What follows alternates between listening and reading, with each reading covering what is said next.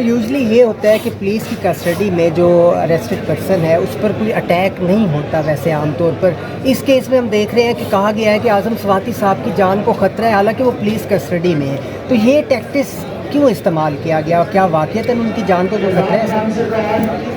اس کی مختلف وجوہات ہوتی ہیں. دیکھیں، آپ کہتے ہیں کہ پولیس کی کسٹڈی میں حملہ نہیں ہوتا. یہاں پہ تو پولیس مقابلے بھی ہوتے ہیں جو قیدیوں کو جیل سے نکال کے لے جاتے ہیں اور پھر انہیں مار دیا جاتا ہے، پھر اس کی کوئی تحقیق بھی نہیں ہوتی. تو پولیس کی کسٹڈی میں بہت کچھ ہوتا ہے. یہ حملہ تو بہت معمولی بات ہے. پولیس کی کسٹڈی میں ٹارچر بھی ہوتا ہے. تھانوں کے اندر ٹارچر نہیں ہوتا. خود آپ جو ہے، ہم نے دیکھا کہ شہباز گل نے بھی شکایات لگائی، اعظم سواتی نے شکایات لگائی.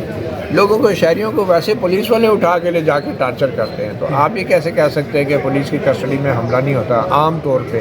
تو یہاں پہ عام خاص ہے اور خاص عام ہے. مسئلہ یہ ہو گیا نا. تو سر آپ کو لگتا ہے واقعی تھریٹ تھا کوئی اس طرح کا؟ دیکھیں، تھریٹ پاکستان کے اندر ہوتے بھی ہیں اور نہیں بھی ہوتے ہیں. تھریٹ تو عمران خان صاحب کو بھی تھا اور پھر ان پہ حملہ ہو بھی گیا.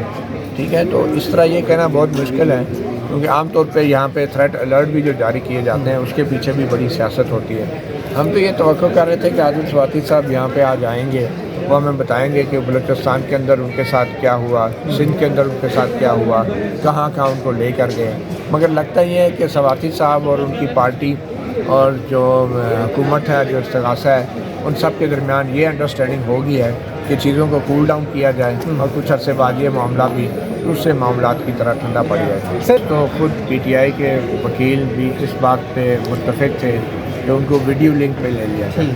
تو بیسیکلی جو تھریٹ کی بات ہے وہ اعظم سواتی صاحب کے بچے کی طرف سے یہ شکایت تھی کہ ان کی جان کو خطروں کو پیش نہ کیا جائے. اور دوسری بات یہ ہے کہ آج ویڈیو لنک کے ذریعے جج صاحب نے بھی اعظم سواتی سے بات کی، اعظم سواتی صاحب کے وکلا نے بھی بات کی اور پھر یہ طے پایا کہ اب مزید جوڈیشل ریمانڈ پہ ان کا 14 دن کے لیے ایکسٹینڈ کر دیا گیا.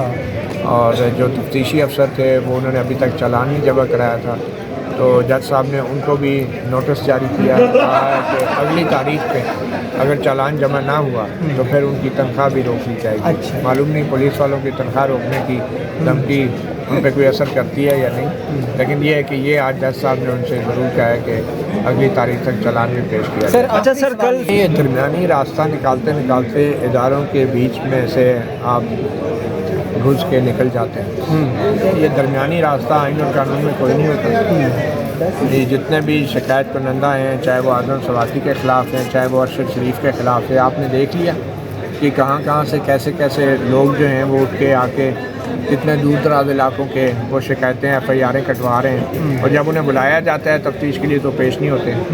تو اس طرح کے لوگوں کو اگر ریاست استعمال کرتی ہے یا ادارے استعمال کرتے ہیں اور بعد میں درمیانی راستے کا نام لے کے کیسز ختم کر دیے جاتے ہیں، تو میرے خیال میں اس سے اداروں کی اپنی ساکھ خراب ہوتی ہے. یہاں پہ کوئی درمیانی راستہ نہیں ہونا چاہیے. اگر اعظم سواتی مجرم ہے تو ان کو سزا ہونی چاہیے. اگر ان کو رہا کیا جاتا ہے اعظم سواتی کو تو پھر جن لوگوں نے یہ شکایات درج کرائی ہیں ان سب کو جیل میں ڈالنا چاہیے. یہ کوئی طریقہ تو نہیں ہے کہ ریاست جو ہے وہ شہریوں کو استعمال کر کے درخواستیں ڈلوائے اور بعد میں جب وہ کیس میں کچھ بھی ثابت نہ کر سکیں تو درمیانی راستہ نکال کے جو ہے ریاست کی سائڈ پہ ہو جائے اور مجرم کی سائڈ پہ ہو جائے.